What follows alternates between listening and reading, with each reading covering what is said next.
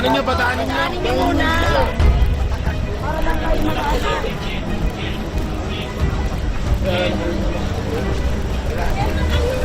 Dito tayo.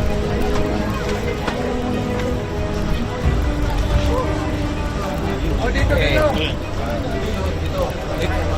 Kami, dito kami. Init.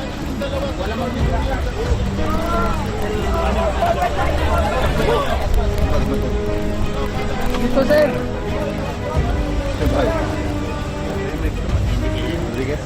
Ha? Meron ka pa dyan?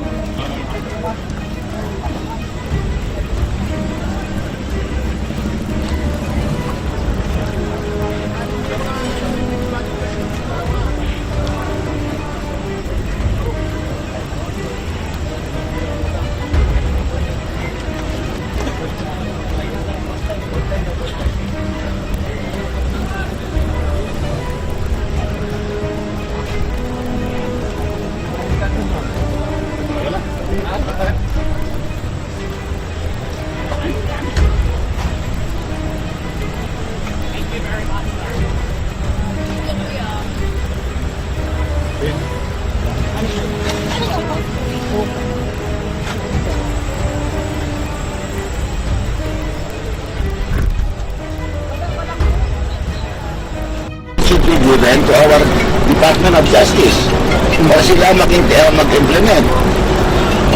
Pwede yung direct, sir. Kung talagang meron silang warrant of arrest, ang galing gumawa ng cover picture nila, pakita nila.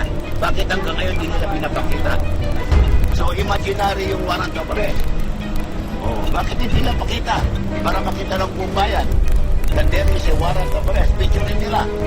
At kung sino nag-issue ng warrant of arrest. Pero paano sir kung sealed siya? Kasi may sinasabi pong angle na the warrant of arrest could have been sealed. Kasi may mga instances na yung ICC warrants daw po ay sealed pero binibigay po yung content. That is not allowed in our country.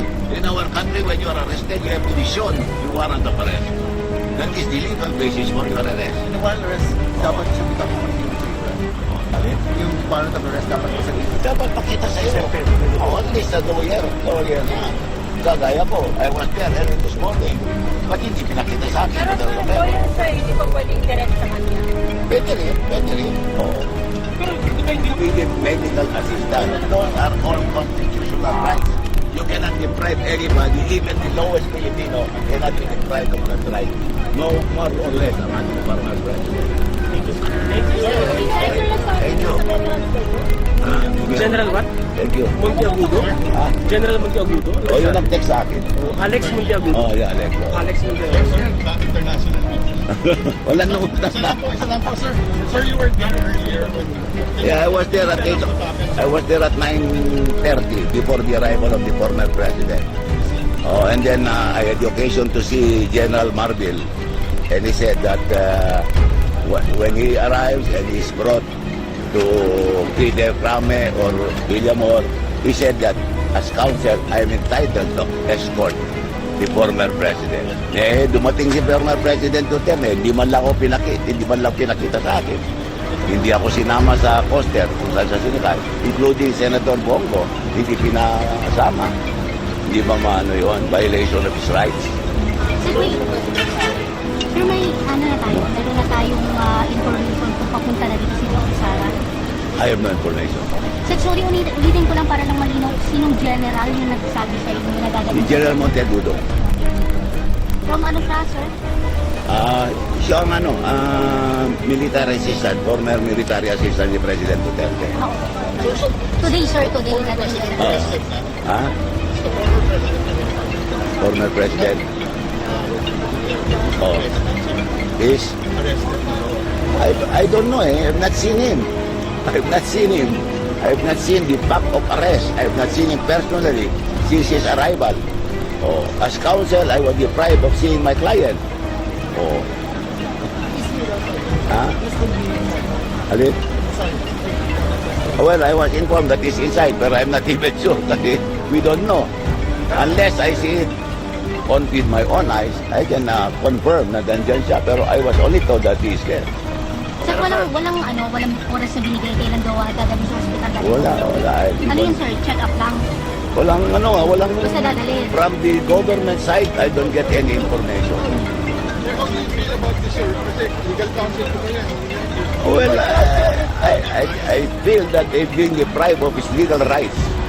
Even as former president, huwag mo nang pansinin yun, basta tao, Pilipino, you are entitled to all the constitutional rights as provided by our Constitution. Bakit ayaw nila pamit sa akin? Takot ba sila sa akin? Bakit? Takot ba sila? Why can they not allow me to escort the former president? What can I do? Itatakas ko siya. Yun ang hindi ko maintindihan eh. They are so insecure. Nandiyan pa nga si General Torre. Meron siyang siguro 3,000 pulis yan. Bakit takot sila? Nag-iisa ako. Kasama ko lang si Senator Bongo. What can we do?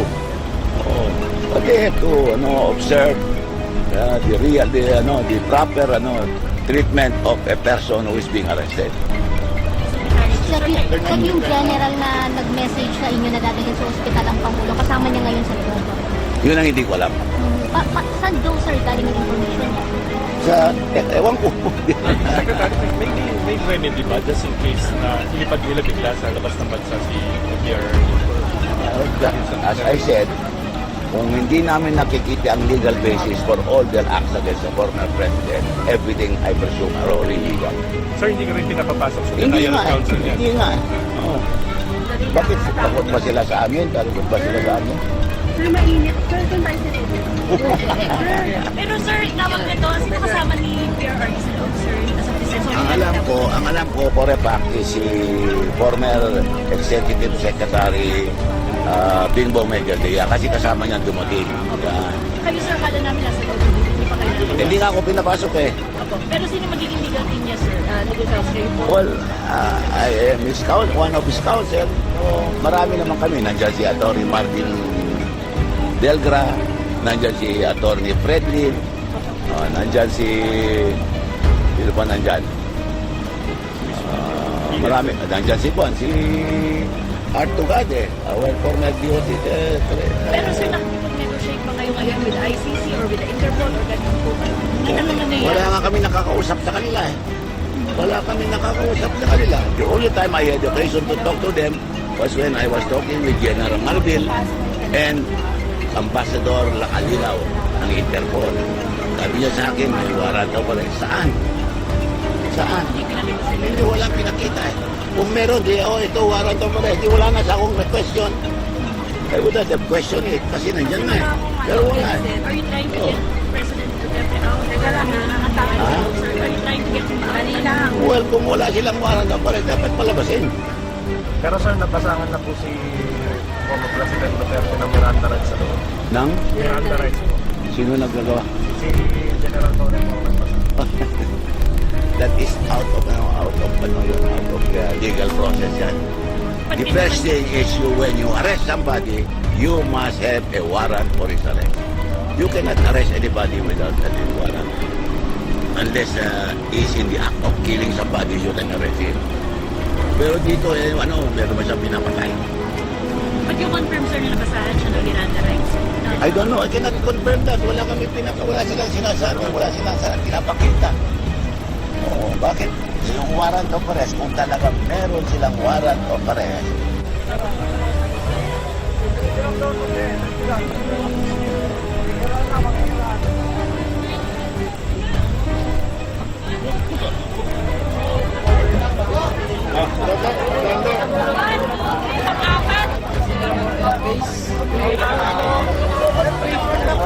Ayun na, nagalawan ni Torre.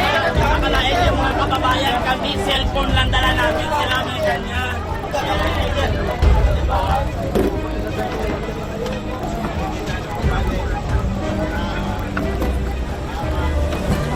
Bati tayo.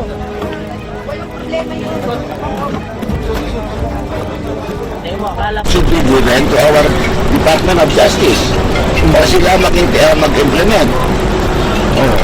Pwede yung direct, sir. Kung talagang meron silang warrant of arrest, ang galing gumawa ng copy picture nila, makita nila. Bakit hanggang ngayon hindi nila pinapakita? So imaginary yung warrant of arrest. Bakit hindi nila pakita? Para makita lang kung bayan that there is a warrant of arrest. Picture nila.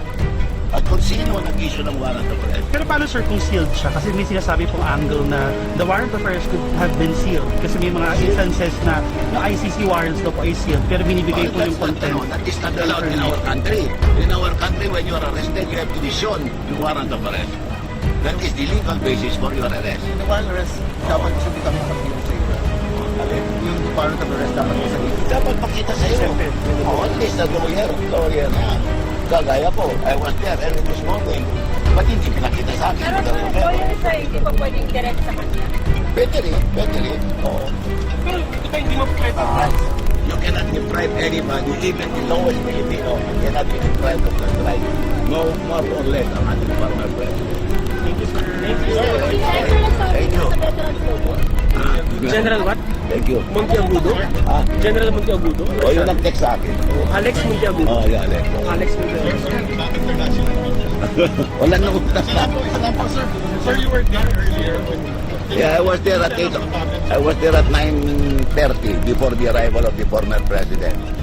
Oh, and then I had the occasion to see General Marbil, and he said that when he arrives and is brought to either Frame or Villamor, he said that as counsel, I am entitled to escort the former president. Eh, dumating si former President Duterte, hindi man lang pinakita sa akin. Hindi ako sinama sa poster kung saan sa sunukan, including Senator Bongo, hindi pinasama. Hindi ba maano yun? Violation of his rights. Sir, may ano na tayo? Meron na tayong information kung papunta na dito si Dr. Sara. I have no information. Sir, sorry, ulitin ko lang para lang malinaw sinong general yung nagsasabi sa inyo na nagaganap. General Monteagudo. From ano siya, sir? Siya ang military assistant, former military assistant ni President Duterte. Today, sir, today. Ah? Former president. Oh. Is? I don't know. I have not seen him. I have not seen the fact of arrest. I have not seen him personally since his arrival. Oh. As counsel, I was deprived of seeing my client. Oh. Ah? Alin? Well, I was informed that he's inside, but I'm not even sure kasi we don't know. Unless I see it with my own eyes, I can confirm na dandyan siya, pero I was only told that he's there. Sir, walang oras na binigay kailan gawa dadalhin sa ospital. Wala. Ano yun, sir? Check up lang? Walang Basta dadalhin. from the government side, I don't get any information. Sir, how do you feel about this, sir? Kasi legal counsel ko yan. Well, I feel that they've been deprived of his legal rights. Even as former president, huwag mo nang pansinin yun, basta tao, Pilipino, you are entitled to all the constitutional rights as provided by our Constitution. Bakit ayaw nila pamit sa akin? Takot ba sila sa akin? Bakit? Takot ba sila? Why can they not allow me to escort the former president? What can I do? Itatakas ko siya. Oh, yun ang hindi ko maintindihan eh. They are so insecure. Nandiyan pa nga si General Torre. Oh, meron siyang siguro 3,000 pulis yan. Bakit takot sila? Nag-iisa ako. Kasama ko lang si Senador Bongo. What can we do? Oh, but they have to observe the proper treatment of a person who is being arrested. Sir, yung general na nag-message sa inyo na dadalhin sa ospital ang Pangulo, kasama niya ngayon sa loob. Yun ang hindi ko alam. Saan daw, sir, galing yung information? Ewan ko. Secretary, may remedy ba just in case na ilipad nila bigla sa labas ng bansa si FDR? As I said, kung hindi namin nakikita ang legal basis for all their acts against the former president, everything I presume are all illegal. Sir, hindi ka rin pinapapasok sa Hindi denial nga of counsel yan? Hindi nga Oh. Bakit takot ba sila sa amin? Takot ba sila sa amin? Pero mainit. Pero kung tayo Pero sir, tawag nito, sino kasama ni Pierre Artis sa loob, sir? Ang alam ko for a fact is si former Executive Secretary Bingbong Medialdea kasi kasama niya dumating. Kami sir, kada namin nasa loob. Hindi nga ako pinapasok eh. Pero sino magiging legal team niya, sir? Legal counsel kayo po? Well, I am his one of his counsel. So, marami naman kami. Nandiyan si Atty. Martin Delgra, nandiyan si Atty. Fred Lim, nandiyan si... Sino ba nandiyan? Marami. Nandiyan si Juan, si Art Tugade, our former DOT secretary. Pero sir, nakikipag-negotiate pa kayo ngayon with the ICC or with the Interpol or ganun po ba? Ano na nangyayari? Wala nga kami nakakausap sa kanila. Wala kami nakakausap sa kanila. The only time I had occasion to talk to them was when I was talking with General Marbil and Ambassador Lacalinaw ng Interpol. Sabi niya sa akin, may warrant daw pala. Saan? Saan? Hindi, walang pinakita. Kung meron, di, ito, warrant daw pala. Hindi, wala na sa akong question. I would have question it kasi nandiyan nga. Pero wala. Are you trying to get President Duterte out? Teka lang, nakakatakas Ah? ako, sir. Are you trying to get him out? Dali lang. Well, kung wala silang warrant daw pala, dapat palabasin. Pero sir, nabasahan na po si former President Duterte ng Miranda rights. Ano? Nang? Miranda rights. Sino nagagawa? Si General Torre po.